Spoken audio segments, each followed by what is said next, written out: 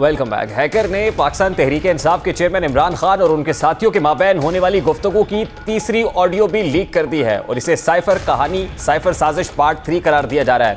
اس میں عمران خان صاحب اپنے لوگوں کو میر جعفر اور میر صادق کا بیانیہ بنانے سے متعلق بات کر رہے ہیں اور اس کو یقیناً مقتدر حلقوں فوج کے ساتھ لنک کرنے کی بات ہو رہی ہے۔ پھر سپون فیڈنگ کی بات ہو رہی ہے کہ اس وقت لینڈ بڑی فرٹائل ہے، لوگوں کو سپون فیڈ کرنے کی ضرورت ہے، اس کو برانڈ کرنے کی ضرورت ہے میر جعفر اور میر صادق کے معاملے کو۔ یہ آڈیو ایک اور تہلکہ جو سازش بیانیے سے ہوا نکال رہی ہے۔ ایک اور امپورٹنٹ معاملہ جو آج ہوا ہے اور وہ ممنوعہ فنڈنگ کیس کے اندر پاکستان تحریک انصاف کے اہم لوگوں کی گرفتاریاں ہیں، بلکہ یوں کہیے ایک تو عمران خان صاحب کے مبینہ فرنٹ مین ہیں طارق شفیع، سیف اللہ نیازی صاحب ہیں اور اس کے ساتھ حامد زمان جو پاکستان تحریک انصاف کے بانی رہنما ہیں۔ یہ گرفتاریاں کتنی امپورٹنٹ ہیں اور ہر گزرتے دن کے ساتھ پاکستان تحریک انصاف کے اوپر ایک نئی تلوار آ کر اس کے سر پر لٹکنا شروع ہو جاتی ہے، اس سے ان کی ساکھ کس حد تک متاثر ہوگی۔ ممنوعہ فنڈنگ کیس جیسے خود عمران خان صاحب یہ سمجھتے ہیں کہ یہ ایک بہت بڑا خطرہ ہے، اس میں ان کو نااہل کرنے کا پلان کیا ہوا ہے، تو اب یہ کتنا بڑا خطرہ بننے جا رہا ہے بات کریں گے اس وقت پاکستان تحریک انصاف کے بانی رہنما اور فورن فنڈنگ کیس کے پٹیشنر اکبر اس بابر صاحب ہمارے ساتھ موجود ہیں۔ السلام علیکم اکبر اس بابر صاحب، بہت بہت شکریہ آپ کے وقت کے لیے۔ سر سب سے پہلے تو یہ فرمائیے گا کہ ممنوعہ فنڈنگ لینے میں انصاف ٹرسٹ کا کتنا کردار ہے، کیونکہ انصاف ٹرسٹ کی بیسس کے اوپر یہ طارق شفیع بھی اور پھر حامد زمان کو بھی گرفتار کیا گیا۔ بسم اللہ الرحمن الرحیم، بہت شکریہ ریحام۔ یہ ایک منی ٹریل آئی ہے اور یہ ایویڈنس جو ہے، چونکہ جب عمران خان نے خود الیکشن کمیشن میں 14 مارچ کو یہ لکھ کے دے دیا کہ ان کے 11 اکاؤنٹس جو تھے وہ ان نون اکاؤنٹس تھے یا بے نامی اکاؤنٹس تھے یا فیک اکاؤنٹس تھے جو پی ٹی آئی کے نام پہ تھے، اور یہ دعویٰ انہوں نے تحریری طور پہ کیا اور ساتھ انہوں نے اپنی لیڈرشپ کے پورے نام دے دیے ان لوگوں کے، کوئی 30 کے قریب لگ بھگ top leadership, speaker, governors, Asad کیسر، عمران اسماعیل وغیرہ، شاہ فرمان، سارے ان لوگوں کے نام باقاعدہ لکھ دیے کہ یہ لوگ اس کو آپریٹ کرتے تھے۔ تو جب انہوں نے خود ہی یہ کہہ دیا کہ ایک بے نامی اکاؤنٹ سے، تو ظاہر ہے فیصلہ جو اگست 2 کو آیا اس کے بعد حکومت نے اس کی تحقیقات شروع کر دی ایف آئی اے کے ذریعے۔ اب جب آپ تحقیقات میں آگے جاتے جا رہے ہیں تو نئی ریولیشنز ہو رہی ہے، اور جس طرح میں ہمیشہ دعویٰ کرتا تھا کہ یہ mother of all funding schemes ہوگا پاکستان کی تاریخ کا، یعنی اتنی بڑی شاید ہی کوئی کرپشن اور غیر قانونی فنڈنگ کبھی پہلے پاکستان کی تاریخ میں ہوئی۔ تو جب تحقیقات کا عمل شروع ہو گیا تو پھر ایک تو ووٹن کرکٹ جو ایک آف شور کمپنی ہے، کیمن آئیلینڈ میں رجسٹرڈ ہے، جس کے ذریعے $2.1 ملین غیر قانونی طور پہ پی ٹی آئی کے اکاؤنٹس میں آیا، جو کہ سامنے آ گیا الیکشن کمیشن کے فیصلے میں۔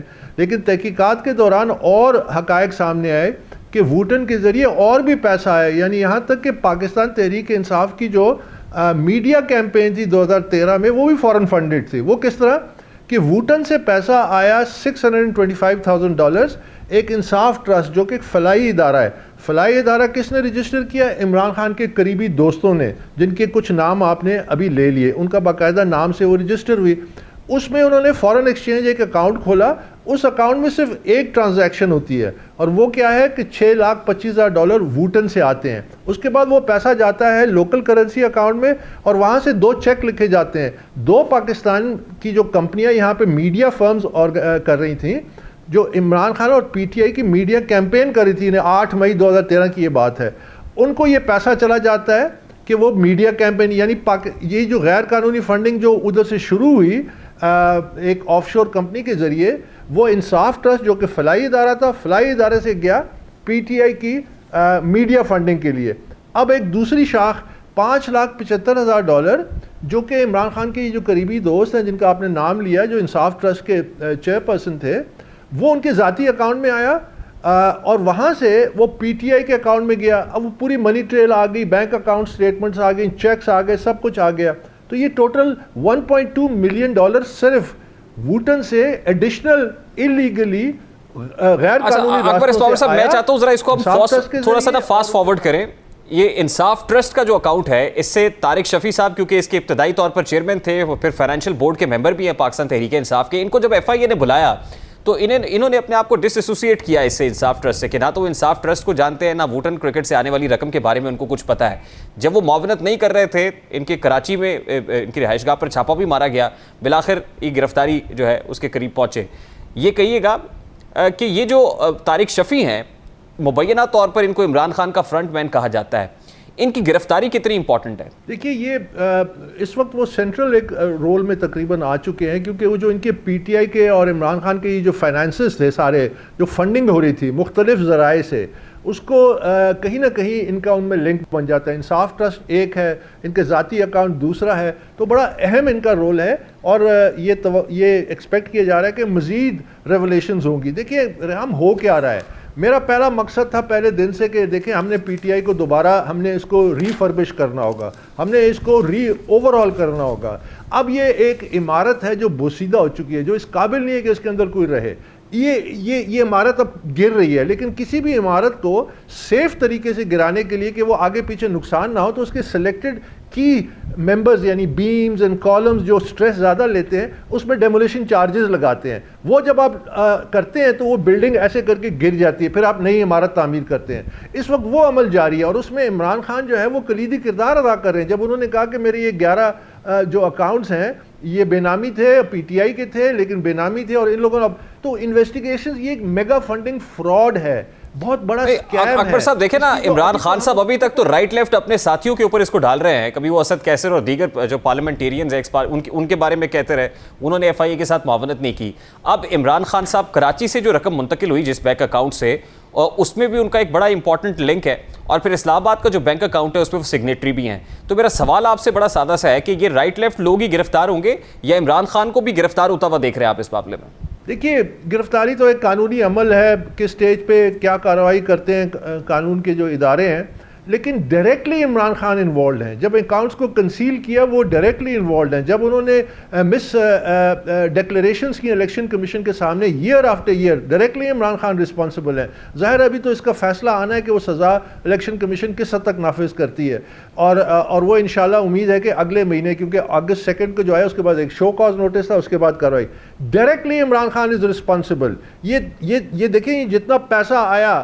نہیں تو سر پھر مجھے کوئکلی یہ بتائیے نا سر کہ اگر عمران خان ڈائریکٹلی انوالوڈ ہے اس کے اندر، ان کے لوگوں کو تو ایف آئی اے بلا رہی ہے، کیا عمران خان کو بھی شامل تفتیش کیا جائے گا اگر وہ براہ راست اس میں شامل ہیں؟ اور پھر اس کا مطلب تو یہ ہے کہ اگر وہ لوگ جو ایف آئی اے میں پیش ہوئے تھے بے شک انہوں نے ڈس ایسوسیٹ کیا، گرفتار ہو گئے، تو عمران خان کی گرفتاری دیکھ رہے ہیں پھر آپ؟ دیکھیے گرفتاری کا جیسا میں نے کہا کہ ڈائریکٹلی تو انوالوڈ ہے، اس میں تو کوئی شک نہیں ہے. جتنا پیسہ آیا دوستوں کے ذریعہ ہے. مثلا ایک اکاؤنٹ 78 کروڑ روپے اس میں سے نکلے جو الیکشن اکاؤنٹ تھا، ابھی تک کنسیل تھا کیونکہ کے ایس بی بینک جو مرج ہو گیا بینک اسلامی میں 2015 میں، اور بینک اسلامی نے کہا ہمارا سافٹ ویئر کمپیٹیبل نہیں ہے، ہم وہ پرانی آپ کو ریکارڈ نہیں دے سکتے. اب وہ سافٹ ویئر اپڈیٹ ہو گیا، 78 کروڑ نکلے. کون آپریٹ کرتا تھا؟ عمران خان کے قریبی دوست، قریب ترین کے دوست، 4 لوگ ان کے نام باقاعدہ لکھے ہوئے. سو یہ تو ظاہر ہے. اکبر صاحب مجھے کیونکہ بریک لینی ہے سر، میں چاہتا ہوں سوال کیا، میں یہ ضرور پریڈکٹ کر سکتا ہوں. جی میں چاہتا ہوں سر اسٹریٹ فارورڈ یہ جو آپ کی پریڈکشن ہے یہ بھی بتا دیجیے، اور اسٹریٹ فارورڈ سر اس کا جواب دیں، عمران خان گرفتار ہو رہے ہیں یا نہیں ہو رہے؟ سر دیکھیے میں سمجھتا ہوں کہ the full force of the law must be applied irrespective of the individual, irrespective of اس کی کتنی فالوئنگ ہے, irrespective of the power he leads. That's the only way forward for Pakistan. تو اگر عمران خان جو کچھ ثبوت آئے ہیں اور اس کے تحت اگر گرفتاری ان کی بنتی ہے, ان پہ قانون لاگو ہوتا ہے تو لاگو ہونا چاہیے.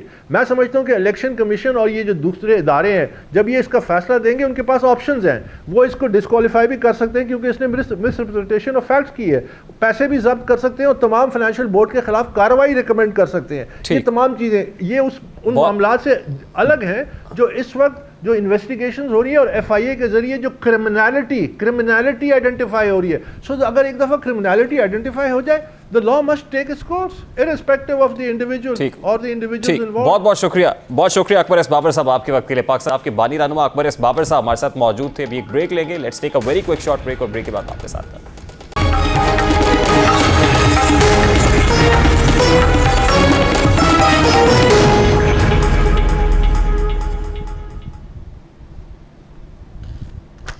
Welcome back. پروگرام کے اختتام میں اب میرے پاس صرف 1 منٹ باقی ہے, اور اس 1 منٹ میں سائفر کی سازش کہانی پارٹ 3 جو ہیکر سامنے لے کے آیا ہے, اس آڈیو میں کس کس کو کیا کہتے ہوئے سنا جا سکتا ہے وہ آپ کو سنواتے ہیں. ایک اور چیز ہے, میں ہائنڈسائٹ میں یہ جو ہم اب کر رہے ہیں نا یہ لیٹر والا, یہ ذرا ہفتہ دن پہلے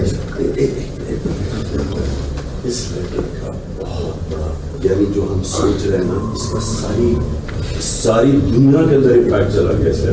चाइनीज ने ऑफिशियल स्टेटमेंट इशू की है, आई सेंट यू दैट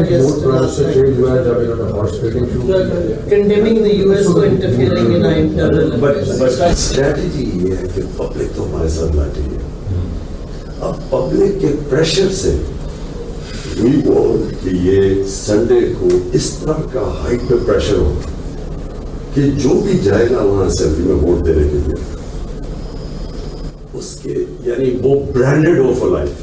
लेकिन जो आज आपने ब्रांड करना है ना, मीर जाफर और मीर सादिक, देखो आपको लोगों को स्पून फीड करना है, लोगों को आगे क्या है, माइंड ऑलरेडी फर्टाइल ग्राउंड बनी हुई है इस वक्त के उनको आप फीड कर देंगे। इन ऑडियोज पर तहकीकात के लिए कमेटी कायम है और कमेटी का पहला इजलास आज हो चुका है। देखते हैं कि कमेटी क्या एक्शन लेती है। प्रोग्राम का वक्त अपने इख्तिताम को पहुंचा, आपसे मुलाकात होगी इंशाल्लाह अगले हफ्ता।